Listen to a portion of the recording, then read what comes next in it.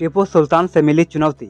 केवल मैसूर के शासक टीपू सुल्तान ने फ्रांस के तकनीकी सहयोग के साथ कंपनी का वास्तविक प्रतिरोध किया और कंपनी को 2 युद्धों में हराया भी, लेकिन भारत के अन्य शासकों को अपने साथ मिलाकर टीपू सुल्तान पर भी काबू पा लिया गया। जब कंपनी के गवर्नर जनरल लॉर्ड वेलेस्ली को 1799 में टीपू की मृत्यु की सूचना दी गई तो उसने अपना गिलास हवा में उठाते हुए कहा कि आज मैं भारत की लाश पर जश्न मना रहा हूँ। लॉर्ड वेलेस्ली के ही कार्यकाल में कंपनी को अपनी सैन्य विजय के बावजूद वित्तीय कठिनाइयों का सामना करना पड़ रहा था। उसका कर्ज बढ़कर 3 करोड़ पाउंड से भी अधिक हो चुका था। कंपनी के निदेशक ने वेलेस्ली के व्यर्थ खर्च के बारे में सरकार को लिखा और उन्हें ब्रिटेन वापस बुला लिया गया। साल 1813 में ब्रिटिश संसद ने भारत में व्यापार पर ईस्ट इंडिया कंपनी के एकाधिकार को समाप्त कर दिया और अन्य ब्रिटिश कंपनियों को व्यापार करने और कार्यालय खोलने की अनुमति दे दी। औद्योगिक देश से कृषि देश बना भारत।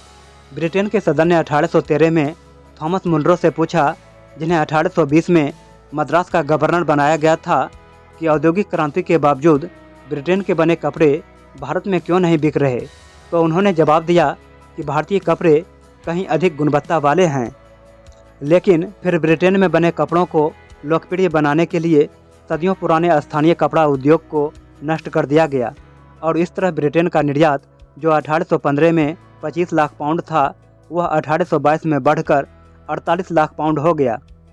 ढाका, जो कपड़ा निर्माण का प्रमुख केंद्र था, उसकी जनसंख्या 1.5 लाख से घटकर 20,000 हो गई।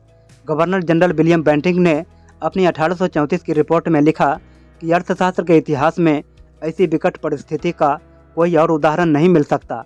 भारतीय बुनकरों की हड्डियों से भारत की धरती सफ़ेद हो गई है।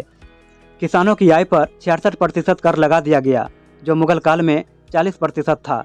नमक सहित दैनिक उपयोग की वस्तुओं पर भी कर लगाया गया। इससे नमक की खपत आधी हो गई। कम नमक का उपयोग करने के कारण गरीबों के स्वास्थ्य पर इसका बुरा प्रभाव पड़ा तथा हैजा और लू से होने वाली मौतों में उल्लेखनीय वृद्धि हुई। ईस्ट इंडिया कंपनी के एक निदेशक हेनरी जॉर्ज टकर ने 1823 में लिखा कि भारत को एक औद्योगिक देश की जगह एक कृषक देश में बदल दिया गया ताकि ब्रिटेन में निर्मित सामान भारत में बेचा जा सके।